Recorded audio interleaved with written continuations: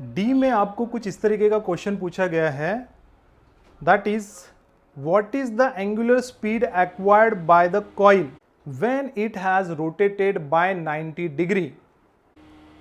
ये जो कॉइल है, ये कॉइल जो यहाँ पे ऐसा रोटेट कर रहा है, this coil is rotating in this particular plane, या फिर आप ये बोल सकते कि इस पर्टिकुलर प्लेन में जो रोटेट कर रहा है, तो ऑब्वियसली जो भी चीज रोटेट करती है तो वहां पे एक स्पीड देखने को मिलती है, वो स्पीड है एंगुलर स्पीड। जैसे हेलीकॉप्टर हो गया, उसके ब्लेड अगर मूव करते हैं, रोटेट करते हैं, विथ दैट एंगुलर स्पीड ये हेलीकॉप्टर ऊपर उठता है। तो उसी एंगुलर स्पीड के बारे में यहाँ पे बात की गई है। अगर कोई कॉइल रोटेट कर रहा है, वो 0 से 90 तक आ गया, अगर ऐसा हो गया तो in that situation angular velocity कितनी रहेगी। और एंगुलर वेलोसिटी याद रखिएगा, बिल्कुल ये जो प्लेन है, जिस प्लेन में ये रोटेट कर रहा है, उसी के परपेंडिकुलर डायरेक्शन में वो एंगुलर वेलोसिटी आपको देखने को मिलेगा। डायरेक्शन इस डायरेक्शन में परपेंडिकुलर टू द प्लेन रहेगा, लेकिन हमें जो वैल्यू निकालना है वो मैग्नीट्यूड के फॉर्म में निकालना है। और एंगुलर वेलोसिटी को या एंगुलर स्पीड को हम डिनोट करते हैं ओमेगा से। अब देखते हैं आगे क्या कहा गया है। आगे में ये भी बोला है, the movement of inertia of the coil is 0.1 kg metre square. तो उस कॉइल का जो मूवमेंट ऑफ इनर्शिया है, इसका वैल्यू आपको दिया हुआ है। देखिए, इस पूरे चैप्टर में आपको मूवमेंट ऑफ इनर्शिया से रिलेटेड कोई फॉर्मूला नहीं दिया हुआ है, लेकिन मूवमेंट ऑफ इनर्शिया वाला कंसेप्ट आपने इसके पहले 11th के सिलेबस में पढ़ लिया है, उसके भी बारे में हम डिस्कस करेंगे। लेकिन सबसे पहले देखते हैं movement of inertia of this coil. तो movement of inertia of this coil, अगर ये कॉइल रोटेट करेगा, इस तरीके से रोटेट करेगा, तो हमें पता है जब भी कोई चीज रोटेट होती है, कोई भी बॉडी आप ले लीजिए, अगर रोटेट होती है तो उसके एक्सेस के अलावा कोई भी एक ऐसा एक्सेस होता है जिस एक्सेस के अलावा में अगर ये बॉडी रोटेट होती है तो यहां पे मूवमेंट ऑफ इनर्शिया डेवलप होता है। तो अगर ये बॉडी इस तरीके से रोटेट हो रही है, तो जिस प्लेन में ये रोटेट हो रही है उसी प्लेन के परपेंडिकुलर आपको मूवमेंट ऑफ इनर्शिया देखने को मिलेगा। बिल्कुल इस बोर्ड के परपेंडिकुलर कहिए या प्लेन के परपेंडिकुलर कहिए, आपको मूवमेंट ऑफ इनर्शिया देखने को मिलेगा। यहां पे इस सिचुएशन में लेते हो आप ऐसा, तो इस प्लेन के परपेंडिकुलर आपको मूवमेंट ऑफ इनर्शिया देखने को मिलेगा। तो यहां पे मूवमेंट ऑफ इनर्शिया की बात हुई है। जो मूवमेंट ऑफ इनर्शिया आप कह सकते हैं परपेंडिकुलर है, बिल्कुल इसको जो है परपेंडिकुलर है, उस मूवमेंट ऑफ इनर्शिया का वैल्यू आपको दिया है 0.1 kg मीटर स्क्वायर। यहां पे बोलोगे ये movement of inertia which having a value 0.1 kg metre square, वो परपेंडिकुलर टू दिस प्लेन रहेगा। यहां पे ऐसा देखने को मिलेगा। ठीक है, तो हमारे पास में जो वैल्यू है वो मूवमेंट ऑफ इनर्शिया की भी है, हम ऐसा बोल सकते हैं मैग्नेटिक फील्ड की वैल्यू है। सो देखिए, हमें डी वाले क्वेश्चन में एंगुलर स्पीड निकालने के लिए कहा गया है और मूवमेंट ऑफ इनर्शिया का वैल्यू दिया गया है। तो एंगुलर स्पीड हमें कब से कब की निकालनी है, तो देखिए जब कॉइल 0 डिग्री पर रहेगा, वहां से जैसे ही टर्न, जैसे मैग्नेटिक फील्ड ये 2 टेस्ला इसको मिला और ये कॉइल रोटेट करता है through an angle 90 degree, in that situation torque भी डेवलप होगा जो हमने इसके पहले निकाल लिया है, और वैसी सिचुएशन में आपको एंगुलर स्पीड भी मिलेगा। और इसके अलावा वो मूवमेंट करता है तो मूवमेंट ऑफ इनर्शिया भी आपको देखने को मिलेगा along this same axis perpendicular to the plane. तीनों की तीनों चीजें परपेंडिकुलर टू द प्लेन रहेगी। लेकिन क्योंकि हमें मूवमेंट ऑफ इनर्शिया से रिलेटेड एक भी फॉर्मूला हमें इस पूरे चैप्टर में नहीं दिया हुआ है, इसलिए हमें क्या करना पड़ेगा, मूवमेंट ऑफ इनर्शिया से रिलेटेड एक फॉर्मूला डिराइव करना पड़ेगा। देखिए, ये जो फॉर्मूला हमें डिराइव करना है, ये फॉर्मूला डिराइव करने के लिए आपको 11th के सिलेबस का जो चैप्टर है that is system of particle and rotational motion, इस चैप्टर में जो आपको टॉपिक दिया हुआ है work done by a torque, जो कि dynamics of rotational motion about an axis, इस टॉपिक से रिलेटेड है। तो यहां पे आपको एक फॉर्मूला दिया हुआ है that is torque is equal to I alpha. ठीक है, torque of an object that is torque is equal to I alpha. देखिए, अगर आप बुक देखेंगे तो बुक में आपको आई करके नहीं लिखा के दिया हुआ है, वहां पे सिंबल कुछ इस तरीके का यूज किया है, इस तरीके का आई यूज किया है। अब ऐसा क्यों किया होगा? क्योंकि आप पूरे चैप्टर में आप देखेंगे तो आई वाला जो हमें टर्म दिया हुआ है वो तो करंट के बारे में बताता है, और अगर यहां पे भी आई लिखा रहता उन्होंने तो स्टूडेंट को बहुत ज़्यादा कंफ्यूजन हो सकता था कि वो कंसीडर कर लिए होते कि ये आई जैसे ये करंट ही है, बट यहाँ पे ये आई इन्होंने इस तरीके से रिप्लेस कर दिया गया है, that is what, that is movement of inertia. तो हम भी इसी तरीके का ये सिंबल यूज करेंगे यहाँ पे। अब ये जो फॉर्मूला है, इस फॉर्मूले को मैं कुछ ऐसा लिख देता हूँ, मैंने अगर ऐसा लिखा तो भी चलेगा, that is I alpha which is equal to this torque, ऐसा लिखा तो भी चलेगा। अब ये जो फॉर्मूला है बेसिकली ये कहिए या ये कहिए, it is the general equation for the torque. General equation for the torque इसका मतलब है कि जितनी भी बॉडीज है, अगर कोई भी बॉडी आप सिलेक्ट करते हो और वो रोटेट होती है तो रोटेट होने की वजह से वहां पे टॉर्क डेवलप होगा, और उस टॉर्क का जो जनरल इक्वेशन है वो कुछ ऐसा है, आई अल्फा, कि क्या उसका मोमेंट ऑफ इनर्शिया है। जैसे मान लीजिए कि ये कोई बॉडी होगी, ये बॉडी रोटेट कर रही है इस एक्सेस के अलॉन्ग में, तो यहाँ पे मोमेंट ऑफ इनर्शिया डेवलप होगा, और इसी एक्सेस के अलॉन्ग में दैट इज अल्फा रहेगा, दैट इज एंगुलर एक्सेलरेशन रहेगा। तो moment of inertia and angular acceleration का जो प्रोडक्ट रहेगा वो आपको टॉर्क देगा, जो टॉर्क इसी एक्सेस के अलॉन्ग में देगा आपको, इसी एक्सेस के अलॉन्ग में वो टॉर्क कितना डेवलप होता है, इन दो वैल्यूज से आपको पता चलेगा। And this is what a general formula. कोई भी ऑब्जेक्ट हो सकता है, ये फैन हो सकता है, कोई भी ऑब्जेक्ट हो सकता है, अगर वो एक्सेस पर रोटेट कर रहा है, उस एक्सेस पर उसका मोमेंट ऑफ इनर्शिया क्या है और वो कितना एंगुलर एक्सेलरेशन दिखा रहा है, अगर इन दोनों का प्रोडक्ट ले लिया तो उस ऑब्जेक्ट के लिए जो टॉर्क डेवलप होता है उसका फॉर्मूला ये देता है। अब देखिए ये जो फॉर्मूला है, ये फॉर्मूला हम ये कंसेप्ट के लिए अप्लाई कर रहे हैं जहाँ पे वो कॉइल उस हॉरिजॉन्टल एक्सेस पर रोटेट कर रहा है, ये वाला कंसेप्ट है वो। तो अगर रोटेट कर रहा है तो एंगुलर एक्सेलरेशन जो वहाँ पे डेवलप होगा, जो परपेंडिकुलर टू दिस एक्सेस होगा, वहाँ पे जो एंगुलर एक्सेलरेशन है वो एंगुलर एक्सेलरेशन का फॉर्मूला बनेगा। ये मूवमेंट ऑफ इनर्शिया आई तो हम वैसा ही रखेंगे क्योंकि हमें उसका वैल्यू दिया हुआ है, लेकिन अल्फा होता है that is D omega by D T. ये जो फॉर्मूला है, ये फॉर्मूला आपको रोटेशनल मोशन इस चैप्टर में देखने को मिले, which is equal to torque. अब ये जो टॉर्क है, क्योंकि हम यही कंसेप्ट की बात कर रहे हैं, जब ये इस तरीके से रोटेट करेगा तब के टॉर्क की बात कर रहे हैं, तो हमें पता है जब ये रोटेट कर रहा है तब के टॉर्क की बात क्या है, तो तब होता है that torque is M B sine theta. अब इसको भी जो है वो हम सॉल्व करेंगे, तो इसको सॉल्व किस तरीके से करते हैं, तो देखिए ये जो ओमेगा है इसको हम और स्प्लिट करते हैं, इसको हम क्या करते हैं डी थीटा से मल्टीप्लाई और डिवाइड कर देते हैं। सो आई, और इसको हम ऐसा लिख सकते हैं, इस ब्रैकेट में हम लिख देते हैं that is D omega by D theta, और यहाँ पे D theta by D T, कुछ इस तरीके से लिखेंगे। डी थीटा से हमने क्या कर दिया, इसको मल्टीप्लाई भी कर दिया, डिवाइड भी कर दिया, क्योंकि अगर हम इसको डिवाइड भी करते हैं तो आगे चल के वो आंसर क्या देना चाहिए, सेम देना चाहिए। तो आप इस तरीके से भी इसको लिख सकते हैं, और क्योंकि हमें ओमेगा की जरूरत है इसलिए हम ये ऐसा कर रहे हैं। So which is equal to, this is what M B sine theta. हमें पता है कि D theta by D T क्या होता है, ये होता है angular speed, change in angular displacement with respect to time. ये यहां से यहां तक गया तो इसने क्या किया, कुछ एंगल सबटेंड किया, दैट एंगल इज थीटा, ठीक है। और अगर छोटा सा एंगल लेते हो, यहां से यहां तक का ऐसा छोटा सा एंगल लिया तो ये हो जाएगा डी थीटा। सो डी थीटा कितने समय में, तो डी थीटा डी टी समय में, यहां से यहां तक गया, ये छोटा सा एंगल इसने यहां से यहां तक बनाया, ऐसा समझ लीजिए, ये है डी थीटा, और यहां से यहां तक जाने के लिए जितना समय लगा वो है डी टी। तो इसका D theta by D T जो वैल्यू देता है आपको, वो देता है एंगुलर स्पीड ओमेगा।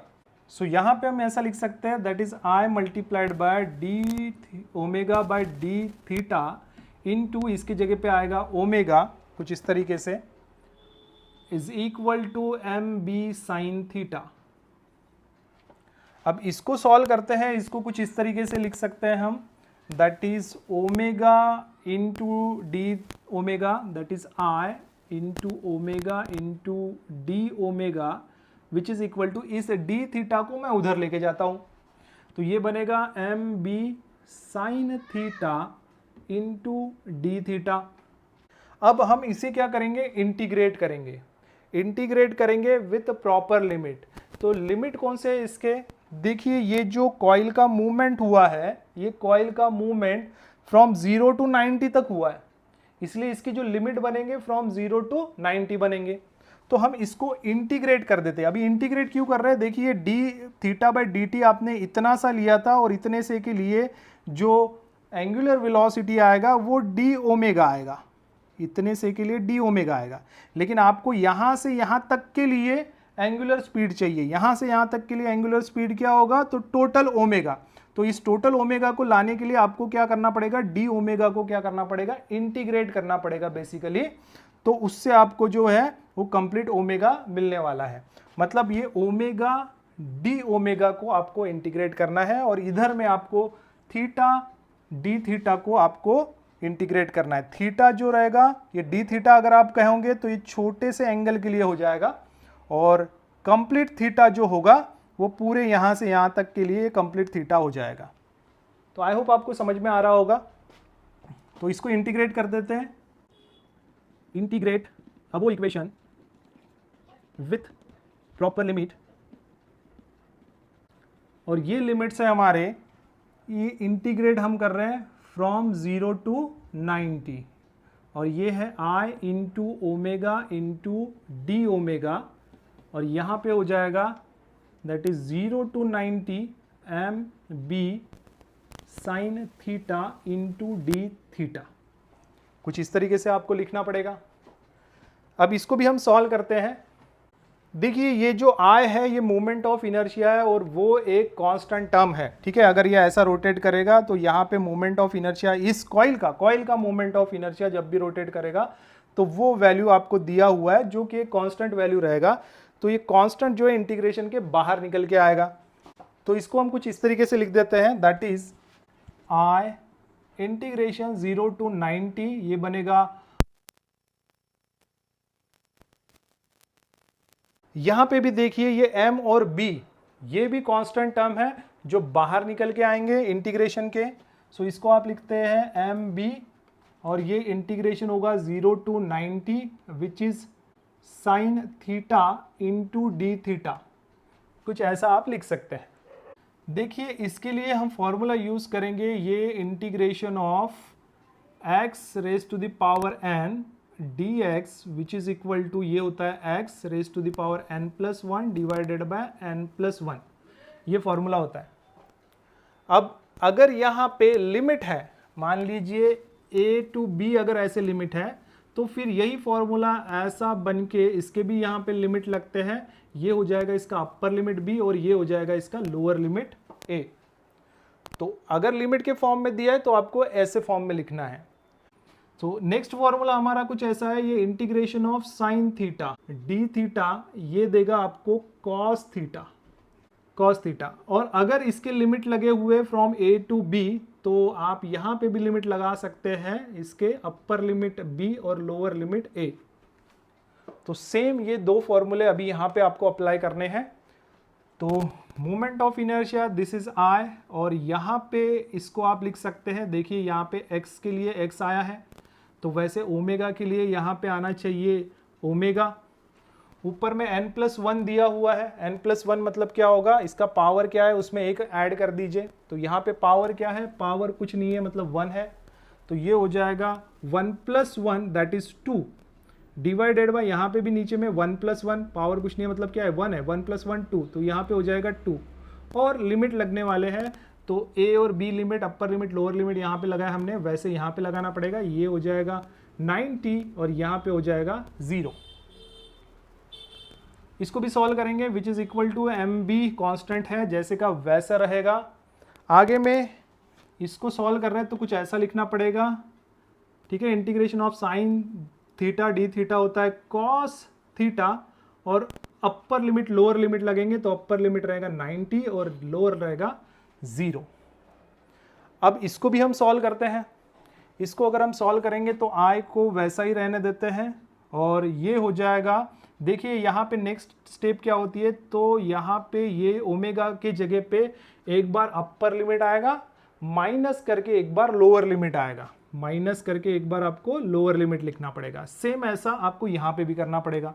देखिए यहाँ पे ये जो 90 डिग्री हमने लिखा है, बेसिकली ये आना चाहिए एंगल के लिए, ओके। और यहाँ पे हम ओमेगा की बात कर रहे हैं, तो ओमेगा 0 पे जो होगा वो ओमेगा इनिशियल होगा और 90 डिग्री पे जो ओमेगा बनेगा वो बनेगा ओमेगा फाइनल। तो इसके लिमिट जो है वो आप ओमेगा इनिशियल से ओमेगा फाइनल तक ऐसा लिख सकते हैं। मतलब आप इसको डायरेक्ट अगर आप लिखते हैं ओमेगा इनिशियल और यहाँ पे ओमेगा फाइनल, अगर ऐसा लिखेंगे तो ज़्यादा बेटर रहेगा, ठीक है, क्योंकि ये डिग्री जो होता है वो एंगल के लिए होता है, मतलब ये थीटा के लिए होगा और हम ओमेगा निकालना चाहते हैं। तो इनिशियल एंगुलर स्पीड कितना है, फाइनल एंगुलर स्पीड कितना है वो हम लिखेंगे।